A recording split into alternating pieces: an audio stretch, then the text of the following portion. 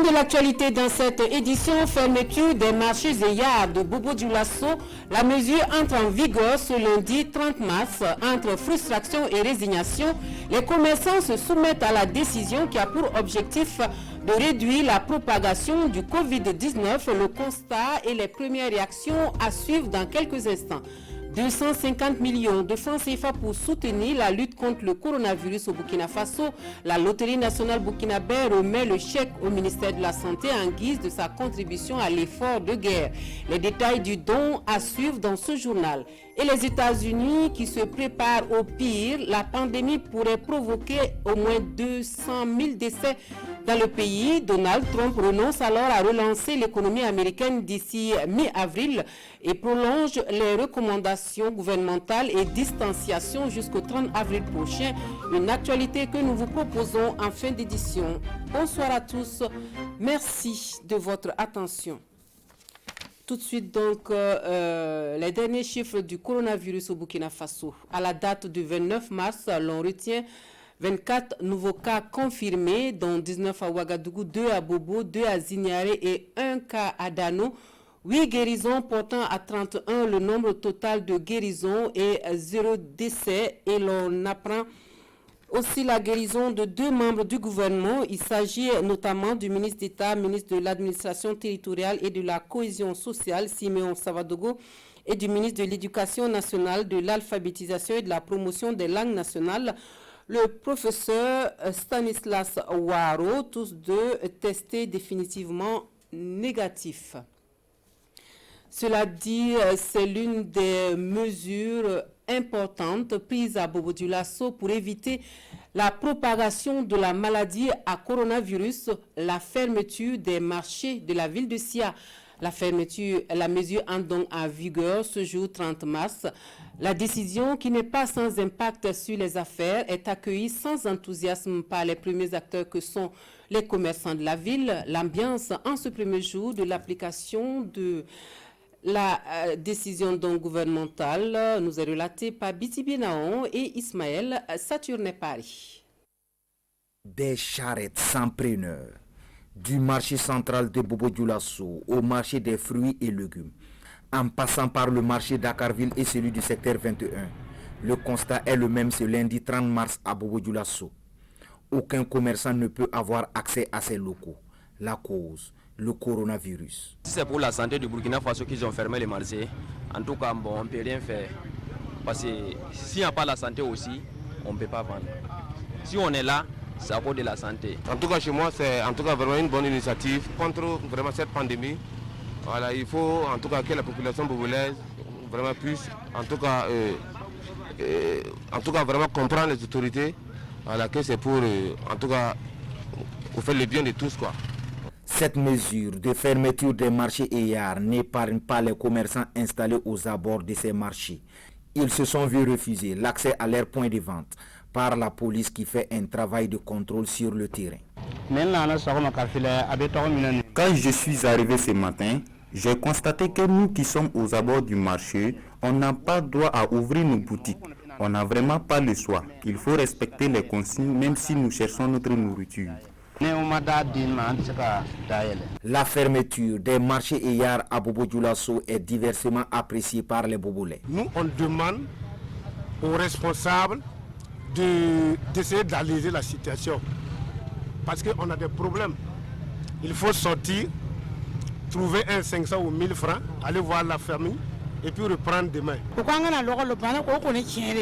À cause de la maladie, on nous a dit de ne pas ouvrir le marché. On est d'accord. Mais il devrait aussi accepter qu'on puisse écouler les produits périssables. Nous refuser cela, vraiment, ça me déplaît.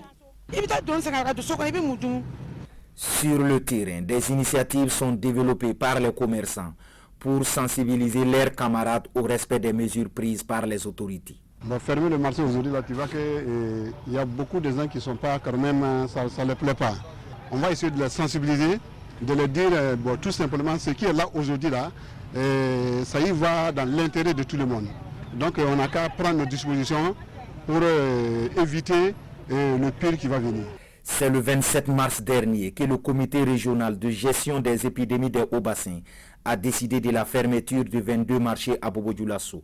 Une mesure qui n'est pas sans conséquence sur les affaires des commerçants. Mais tous sont unanimes que sans la santé, aucune activité ne peut prospérer. Et s'il y a un secteur d'activité où l'on fait la sourde oreille à Bobo-Dioulasso quant au respect des mesures de prévention et de protection contre le Covid-19, c'est bien celui des tricycles. Les conducteurs de ces engins semblent imperturbables par toute cette agitation autour de la maladie, mettant quotidiennement en danger leur vie et celle de leurs clients. Constat signé Drissa Traoré, Mireille Carole Touma. Sur cette place, on assiste habituellement à un balai des tricycles. Aujourd'hui, elle est vide. Pour cause, les conducteurs jouent à cache-cache avec les forces de sécurité. Un peu plus loin, on les retrouve, leurs engins bondés de monde. Ils exercent leurs activités malgré l'interdiction des transports en commun, mais avec un minimum de précaution. Nous mettons ces gants et ces cache-nez afin de nous protéger pour pouvoir travailler. Sinon, c'est Dieu qui peut nous sauver de cette maladie.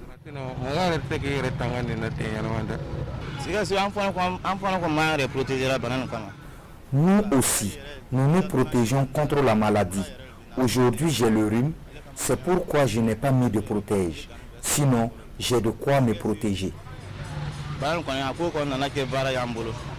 Le conducteur de taxi, qui déjà avait moins de clients comparativement au tricycle, crie aujourd'hui au chômage. Bon, nous ne gagnons pas de clients pour prendre. Souvent, on peut prendre une seule personne jusqu'à Sarfalo, des revenus vides au marché. Bon, on a le problème sur l'achat de gaz. Donc, mieux vaut garer. Il n'y a pas marché. Bon, on est là, tout est fermé, le gare est fermé.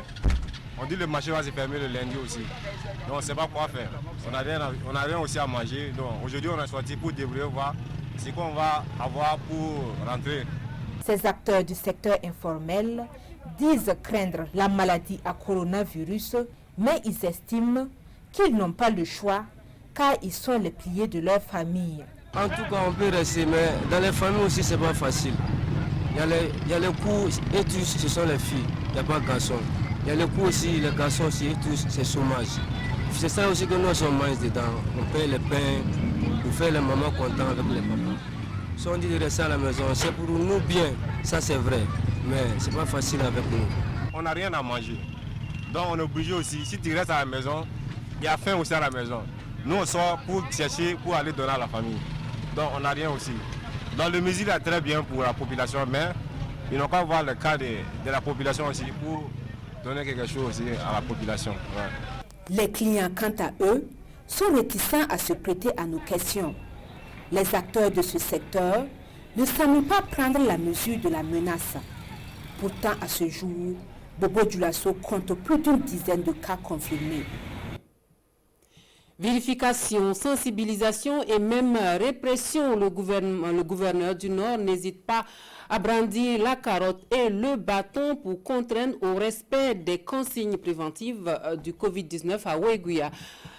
Pas de cas suspect, bien sûr, enregistré pour le moment, mais cela n'empêche que l'on durcisse le ton sur le terrain et cela n'est pas toujours évident sur le terrain, surtout lorsque l'on est enclin à croire qu'il n'y a aucun danger en vue. Une sortie des autorités aux allures musclées dans la cité de Nabakango que nous relatent Kiswen Sida, Irénée Kabouré et Moussaki. Des bouteilles de boissons et des verres sur des tables, des clients bien servis et parfois des consommateurs qui disparaissent à l'arrivée des autorités. Visiblement, les mesures préventives contre le coronavirus ne sont pas encore intégrées dans certains coins de la ville de Ouéguia. Il y a des gens qui étaient assis, mais on ne savait pas. C'est depuis hier à 16h que la gendarmerie a passé ici. Pas que j'ai oublié, en fait je suis là pour prendre une commande. Donc, pour l'instant en tout cas, avant que la commande ne soit prête, je me suis permis en tout cas de prendre une bouteille. Boîte de nuit, maquis et buvette, rien n'a été épargné par le gouverneur et sa délégation. À certains endroits, les esprits se chauffent et chacun se donne raison quant au respect de la décision. Mais pas question de céder aux humeurs. J'ai un sentiment mitigé parce que le travail de fond que nous avons fait ne doit pas nous permettre de voir des acteurs qu'ils se mettent en marche donc du dispositif. Le maire de la ville est strict. Cette visite est un ultimatum lancé aux gérants qui refusent d'appliquer la décision. L'administration et la police vont faire le reste. Dès demain, nous allons notifier l'ensemble des gérants et nous procéderons à la fermeture pure et simple. Du côté du grand marché de Waiguia, un dispositif de lavage de mains est installé à chaque entrée. Mais les autorités insistent sur la discipline d'ensemble pour barrer la voie au Covid-19 dans la ville.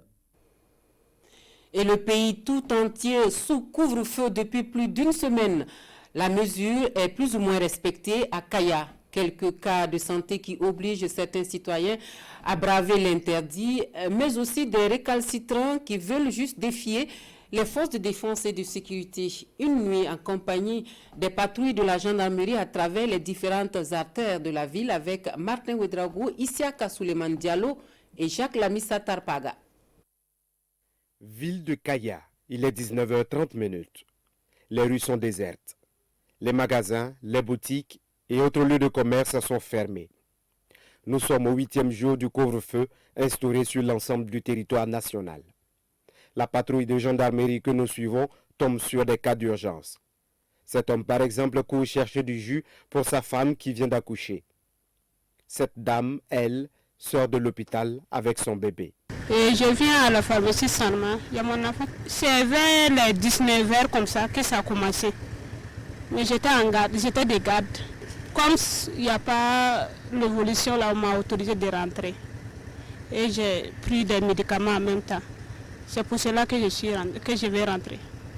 Au cours de la patrouille, l'équipe de la RTB est sollicitée pour porter secours à cette dame en souffrance qui a du mal à se rendre au centre de santé à quelques pas de chez elle.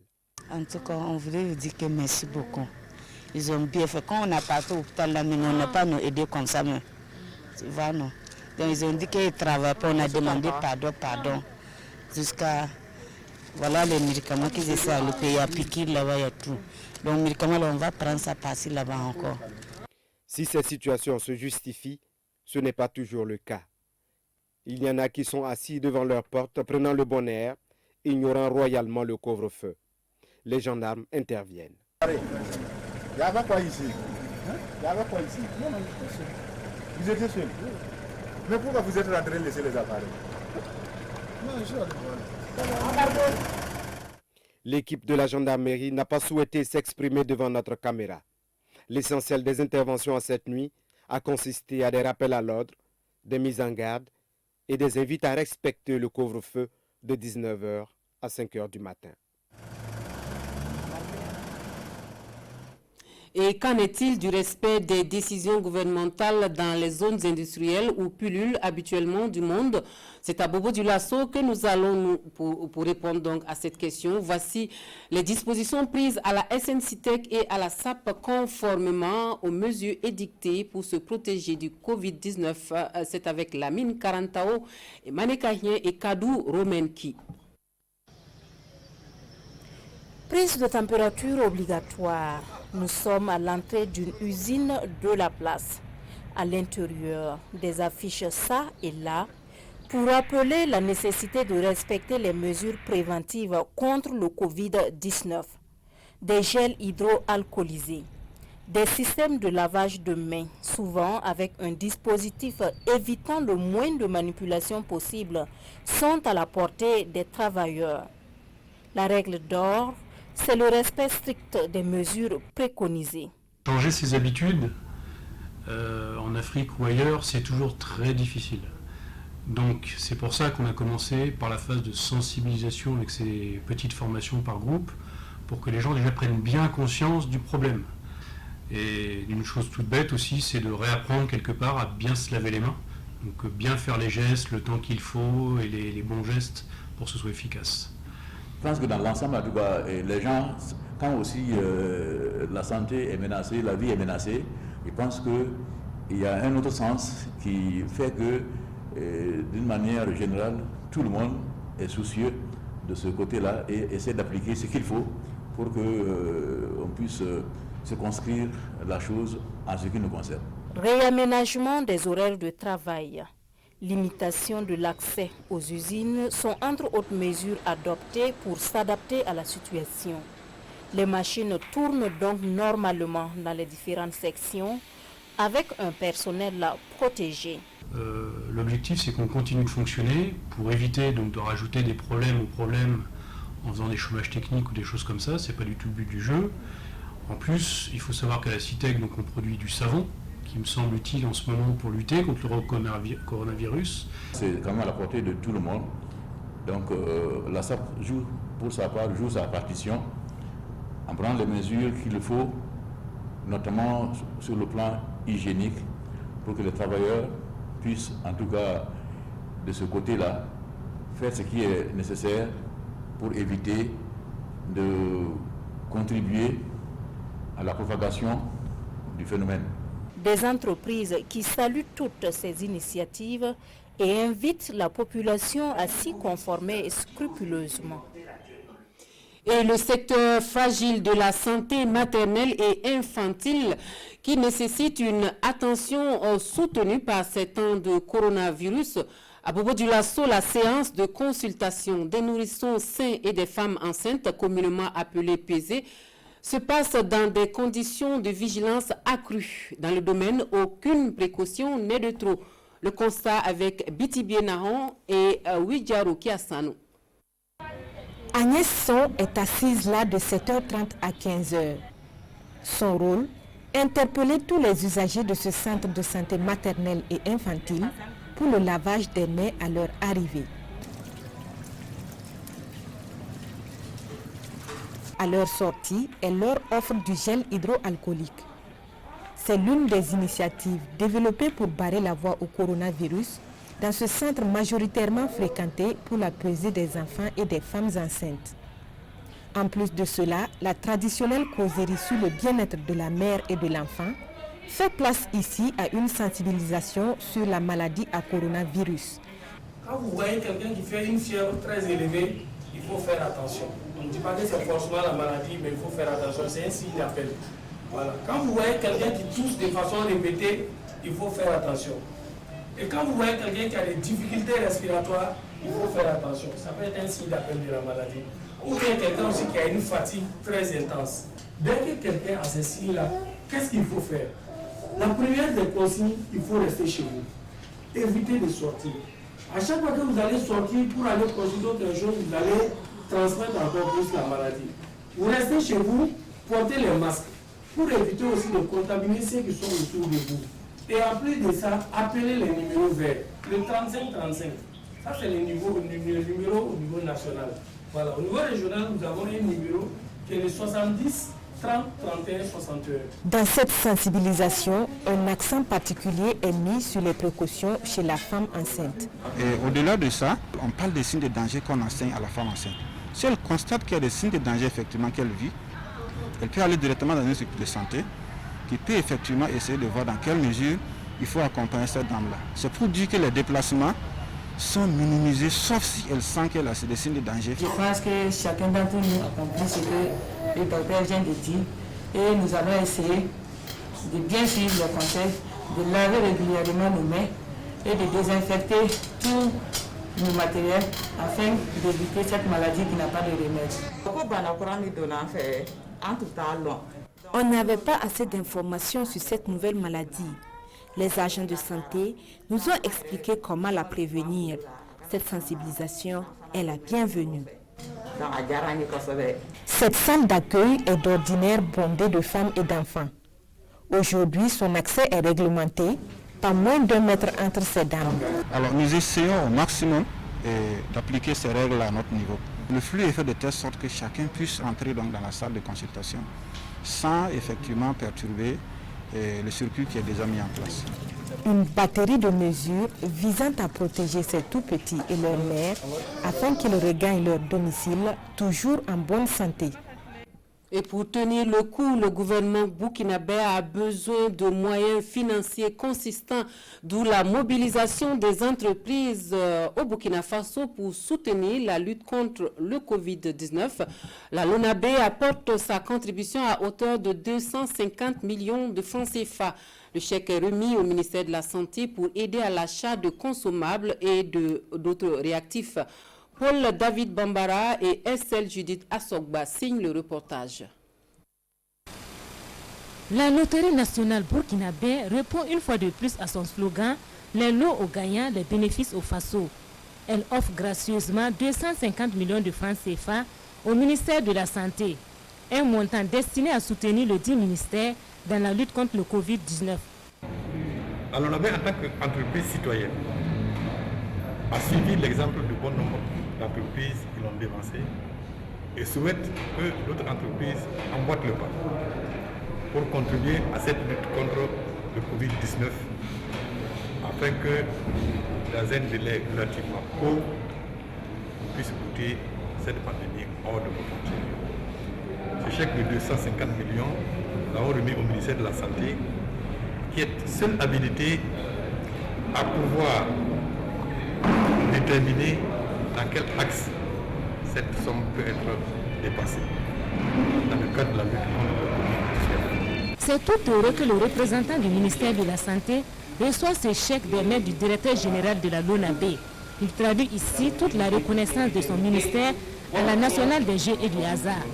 Un geste qui va contribuer à amorcer la lutte contre cette pandémie. Il y a des besoins et les besoins sont énormes. Vous savez que nous avons des difficultés en termes de respirateurs, en termes de tests, voilà, pour diagnostiquer le mal. Alors, donc ces 250 millions vont servir essentiellement à acquérir du matériel, des équipements, des produits en termes de réactifs pour pouvoir diagnostiquer aisément ce mal.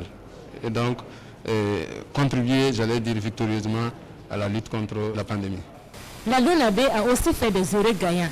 Elle a remis un chèque de plus de 92 millions de francs CFA à Issa Kaboré, le gagnant du 4+1 du 20 mars dernier, avant que les courses ne s'arrêtent. Nous sommes dans un schéma où nous avons arrêté nos courses. Nous sommes en train d'étudier la possibilité de reprendre les courses en respectant les consignes, si cela est faisable. Donc nous ne pouvons pas transgresser les consignes.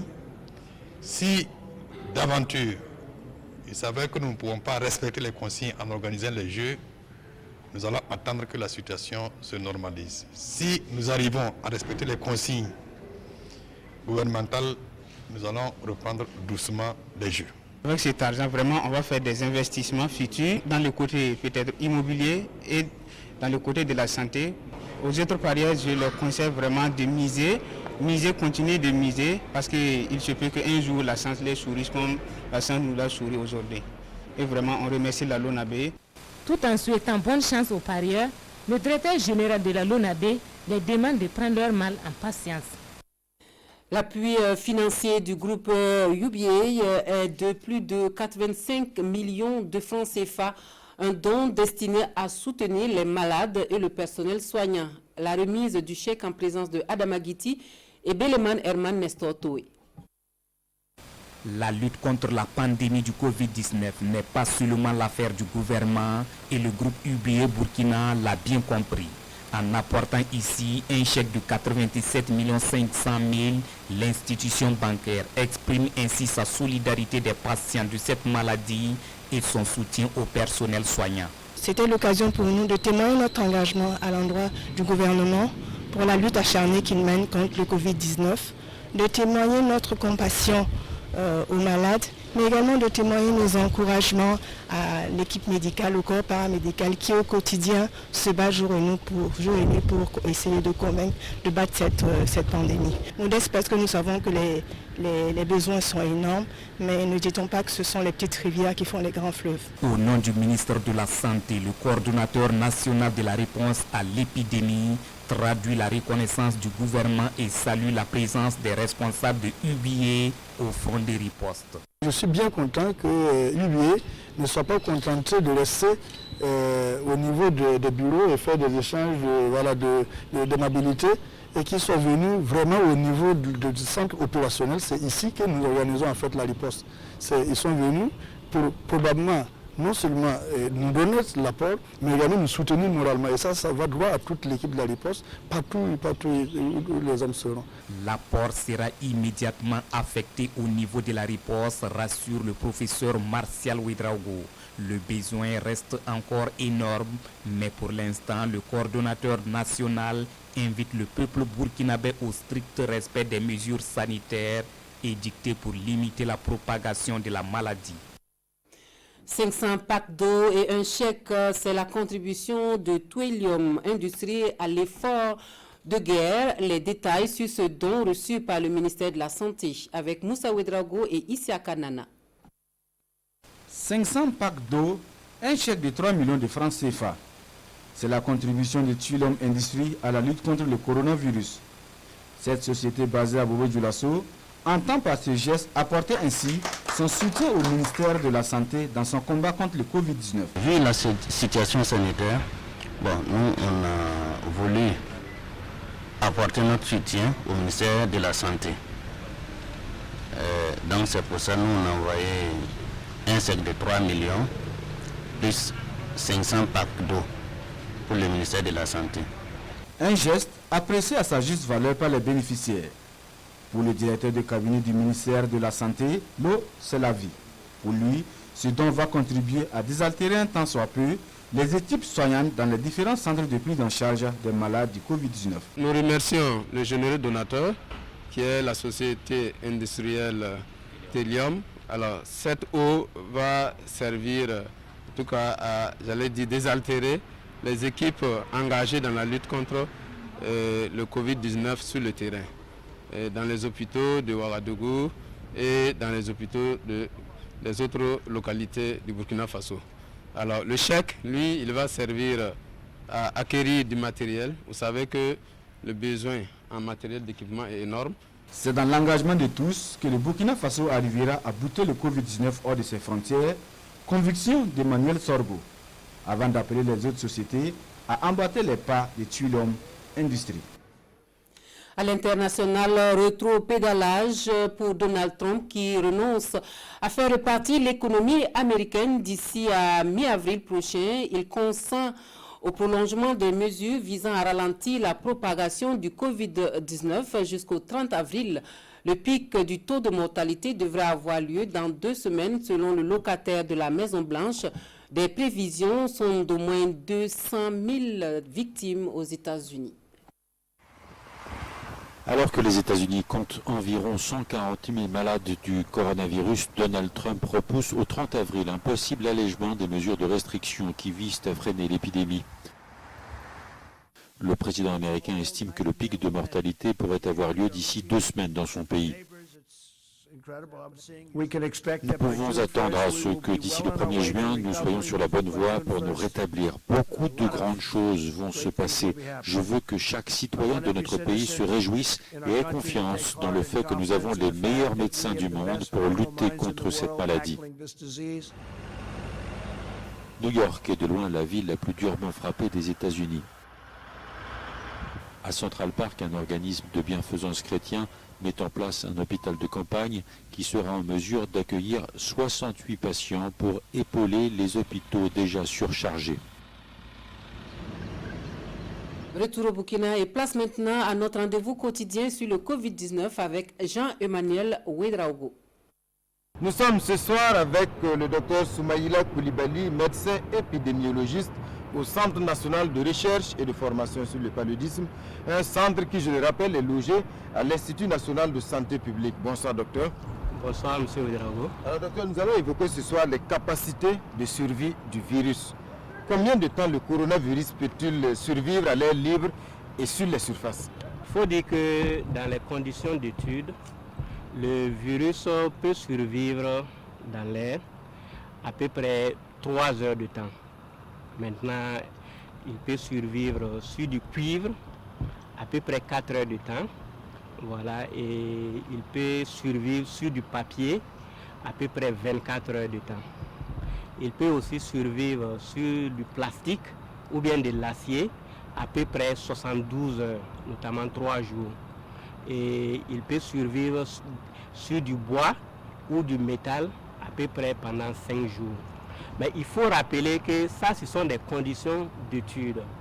Ça ne veut pas dire que c'est des conditions où on va trouver le virus dans des conditions réelles pour la transmission. Ce que vous voulez dire, c'est que ça, c'est des tests en laboratoire. Ça veut dire qu'ils ont révélé ces résultats-là. Mais jusqu'à présent, on n'a pas de certitude sur la capacité de survie dans, voilà, on peut dire un milieu ambiant, disons. Pour ce qui est de la capacité de survie en milieu ambiant, voilà, ces tests-là sont assez représentatifs. Mais pour ce qui est de la transmission du virus dans ces conditions, voilà, il y a d'autres études qui doivent être menées. Alors justement, j'en viens à cette deuxième question. Peut-on être contaminé justement en manipulant ces objets?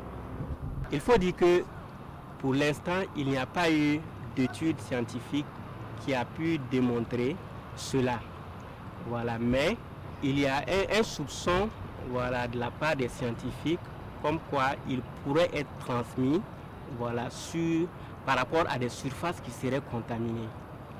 Mais de toute façon, avec certaines mesures, voilà, on peut se prémunir la transmission du virus à travers, voilà, que ce soit à travers un milieu souillé ou à travers un contact avec une personne qui est contaminée.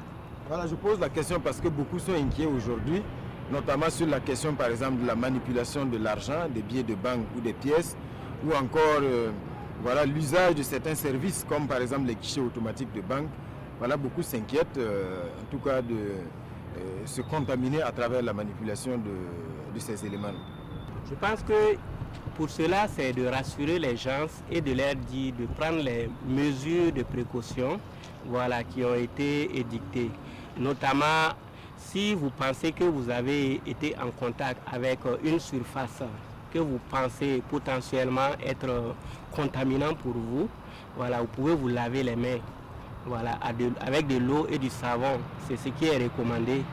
Voilà, donc, en plus des autres mesures, voilà, de prévention, voilà, il faudra songer le plus fréquemment, en tout cas, à laver vos mains avec de l'eau et du savon ou à utiliser une solution hydroalcoolique. Alors on voit également certains qui aujourd'hui, ceux qui reçoivent de l'argent, bon, ils utilisent des gants, voilà, pour ces activités-là, ou bien ceux qui veulent aller au guichet automatique, alors on porte des gants pour aller au guichet. Quelle est votre lecture en tout cas de ce comportement-là? Est-ce que c'est le bon comportement à avoir? Bon, comme ce qu'on a dit par rapport à l'usage du gant devrait être réservé, voilà, à des usages professionnels, notamment en milieu médical, voilà, ou dans certaines conditions bien précises. Parce que si cet usage-là est détourné à d'autres fins et qu'on ne sait pas comment porter le gant même, voilà, on peut se souiller, voilà, en voulant porter le gant, ou on peut se souiller en voulant enlever le gant. Ou au cours du portage du gant, on peut avoir des gestes qui peuvent ultérieurement contaminer la personne qui les porte. Donc la meilleure manière de se prémunir reste le lavage des mains, comme vous l'avez dit.